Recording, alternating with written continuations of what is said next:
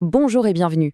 Aujourd'hui, on va s'intéresser au processus qui, littéralement, fait tourner le monde. Ce mécanisme incroyable qui transforme la lumière du soleil en vie. La photosynthèse. C'est une véritable magie chimique et on va en décrypter les secrets. La question qui nous servira de fil conducteur est assez folle quand on y pense.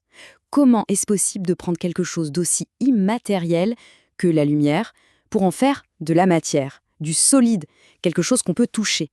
C'est ce mystère qu'on va tenter d'éclaircir. Alors, voici notre programme. On va d'abord poser les bases. C'est quoi la photosynthèse? Ensuite, on part visiter l'usine où tout se passe, le chloroplaste. Puis, on décortiquera les deux étapes clés, la phase photochimique, puis le cycle de Calvin. Et enfin, on verra comment tout ça s'emboîte parfaitement avec son processus inverse, la respiration. Allez, on commence. La photosynthèse, avant toute chose, c'est l'histoire d'une indépendance totale. L'autosuffisance poussée à son maximum au niveau cellulaire. On appelle ça l'autotrophie. Et ce mot est la clé de tout. Les organismes autotrophes, comme les plantes ou les microalgues, sont les grands producteurs de notre planète. En gros, ils n'ont besoin de manger personne. Ils se servent directement à la source, lumière, eau, dioxyde de carbone, et hop, ils fabriquent leur propre nourriture. C'est le point de départ de la quasi-totalité des chaînes alimentaires. Très bien, mais alors où est-ce que ça se passe, cette petite merveille?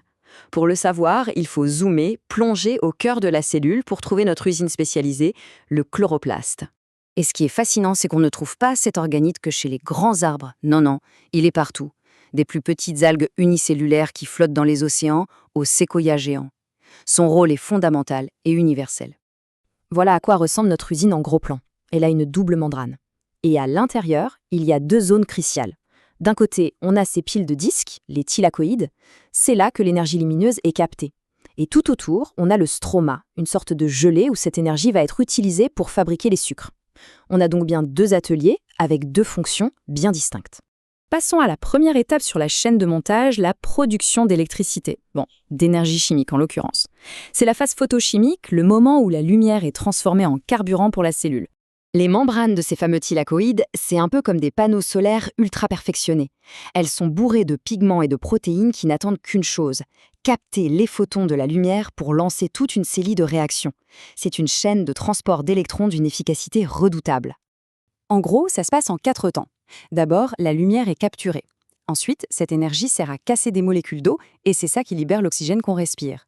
Les électrons qui sont libérés dans la bataille voyagent le long d'une chaîne et au passage, ils génèrent deux molécules pleines d'énergie, l'ATP et le NADPH. Imaginez l'ATP comme des batteries chargées à bloc et le NADPH comme une sorte de super outil capable de construire d'autres molécules. Voilà le bilan, tout simple, de cette phase dépendante de la lumière. On a besoin d'eau et de lumière. Et à la sortie, on obtient deux choses essentielles. De l'oxygène, qui est un déchet vital pour nous, et de l'énergie chimique prête à l'emploi, stockée dans l'ATP et le NADPH. Bon, maintenant que la centrale électrique de l'usine tourne à plein régime, il est temps de passer à la production. Bienvenue sur la chaîne de montage, le fameux cycle de Calvin. Cette deuxième phase, elle, se passe dans le stroma, le liquide qui entoure les thylakoïdes. Et elle n'a pas besoin de lumière directement. C'est pour ça qu'on l'appelle parfois la phase sombre ou indépendante de la lumière. Son but, c'est d'utiliser les batteries qu'on a chargées juste avant pour construire du solide à partir d'un gaz, le CO2. Le dioxyde de carbone, qui est dans l'air, entre dans ce cycle. Et là, grâce à l'énergie de l'ATP et du NADPH, la cellule va fixer ce carbone, c'est-à-dire qu'elle va l'intégrer dans des molécules organiques pour, au final, fabriquer du glucose, un sucre tout simple qui est la brique de base de toute la matière végétale.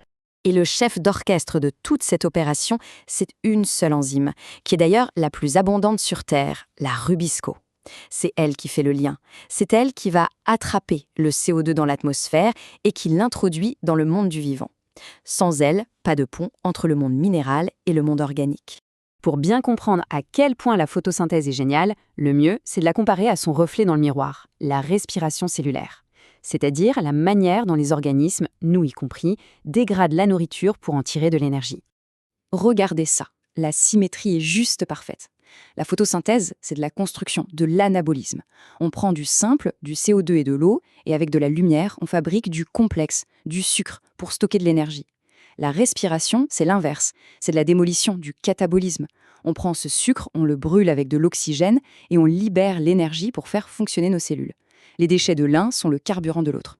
Et c'est ce partenariat qui fait tourner toute la biosphère. D'un côté, les autotrophes produisent la matière organique et l'oxygène.